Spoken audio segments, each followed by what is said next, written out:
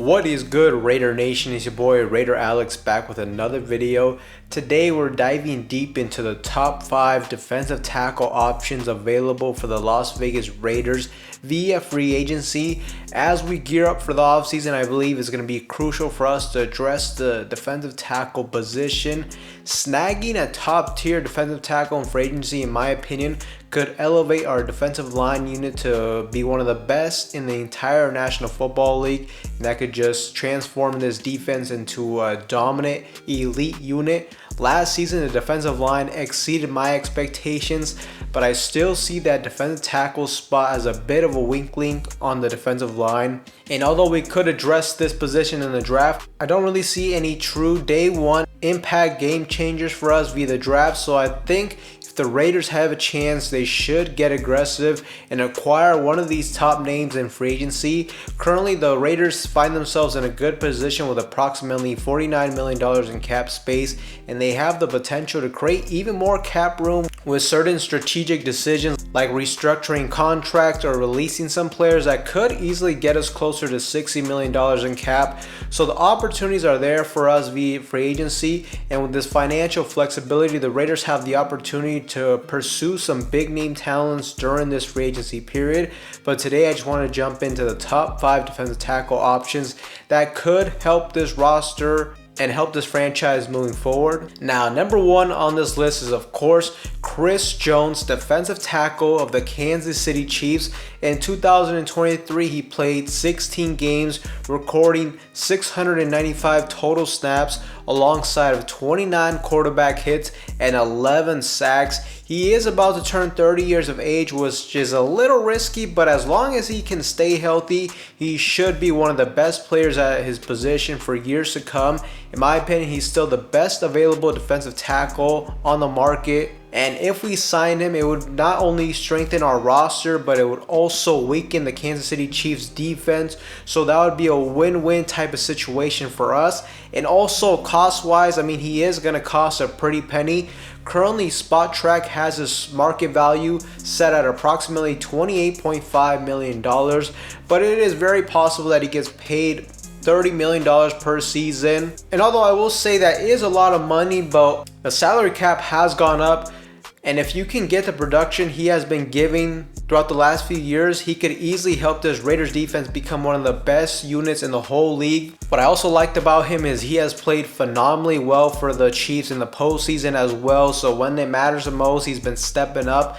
And just in general, he brings that championship pedigree, which could really help out our locker room, especially with all the young talent we have on the defensive side of the football. It's definitely not going to be easy to get him, but you know, in the past, he has thrown some hints of maybe him considering joining in the silver and black. We'll just have to see. But if this guy is available, if the Raiders have a legit shot at getting him, I say go for it. Now, number 2 on this list is Leonard Williams, defensive tackle, currently playing for the Seattle Seahawks last season. In 2023, he played 18 games as he was acquired from the New York Giants to Seattle via midseason trade. He played in 862 snaps, recording 16 quarterback hits and 6 total sacks. He is also a player that will turn 30 years of age, but he is also a player I would be very excited if we ended up signing him.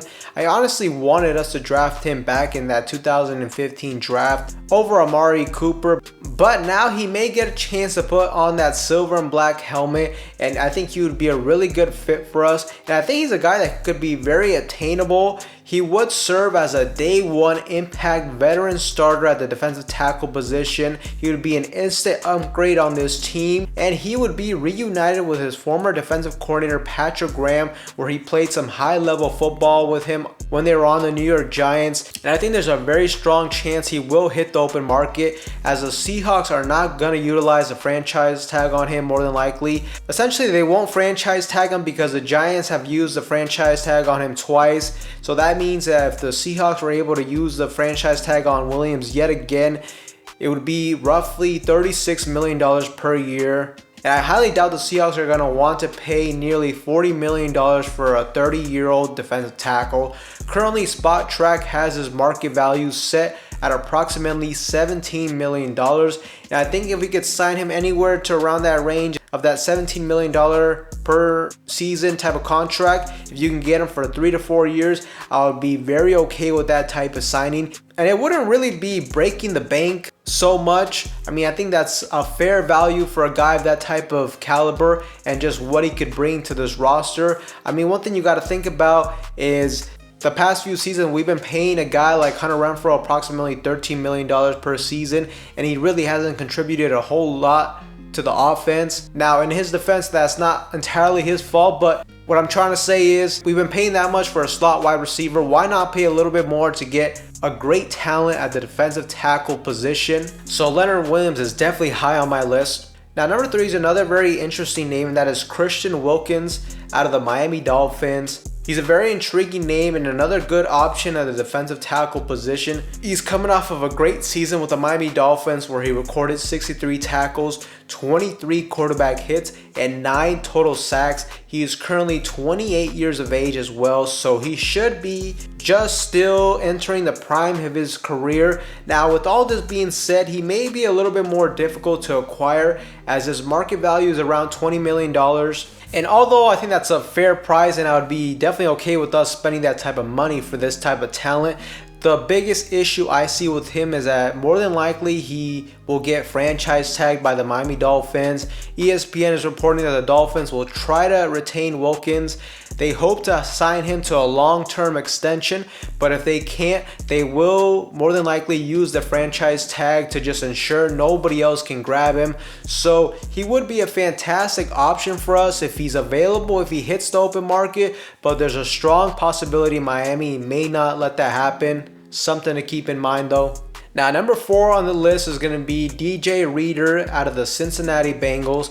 Last season, he played in 14 games, recorded 41 tackles, 7 quarterback hits, and 1 sack. And he's also going to be 30 years of age. Now, DJ Reader is more of a big body, space-eating type of defensive tackle. He can take on double teams for you, and he can be a guy that's going to be very good against the run, but he won't really get after the quarterback so much. But when we think about it, it may be a situation where we may not entirely need the defensive tackle to get to the quarterback consistently, especially if our former first-round pick, Tyree Wilson, can continue to improve and get more reps at the defensive tackle position like we saw last season against Miami and Minnesota. So hopefully Tyree Wilson can continue to develop, but DJ Reader should be available, and I think he'd be a solid signing. He wouldn't really necessarily be a game changer for us like the other 3 players I mentioned, but currently his market value is at about $15 million per season.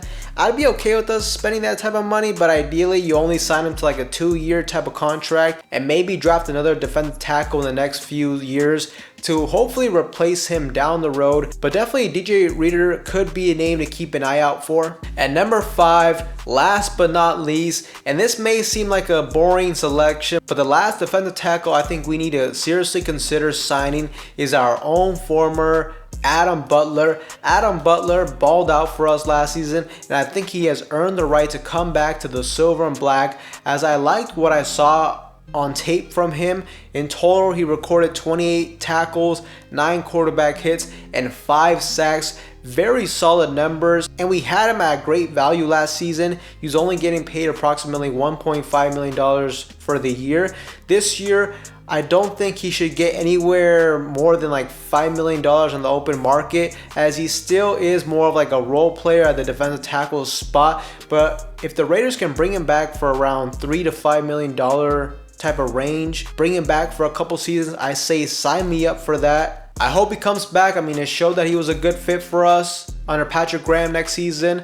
But ideally for me, in my dream offseason, we would bring him back and pair him alongside a big free agent signing like a Leonard Williams or even possibly a Chris Jones. Now, one guy I did leave off of the list that's a great defensive tackle is JustinMaruk from the Ravens. I might have completely butchered that name, but I didn't mention him on this video just because I think there's no way in hell the Ravens let a talent like that walk out of the building. Because if the Ravens can't get a deal done for him, they will very likely use the franchise tag on him. He had 13 sacks last season, and he is only 26 years old, entering his prime. So that would be awesome if the Raiders could somehow sign him, but I think it is very unlikely. I don't see him walking out of that building. So that's mainly why I didn't mention him on the list, but no doubt he's a great talent, great production, and just entering his prime, but we'll just have to see what happens in the next coming weeks with him and the Ravens. But these are my top names at the defensive tackle position for free agency that I think we should seriously consider addressing aggressively in this offseason. But Raider Nation, I definitely want to get your guys' feedback. Who do you guys think we should go after in this free agency period at the defensive tackle position? Let me know in the comment section down below. And with that being said, Raider Nation, anybody that's new to the channel, you guys love Raider related content just like this, make sure to like, comment, subscribe to the channel. With that being said, I will see you guys in the next one.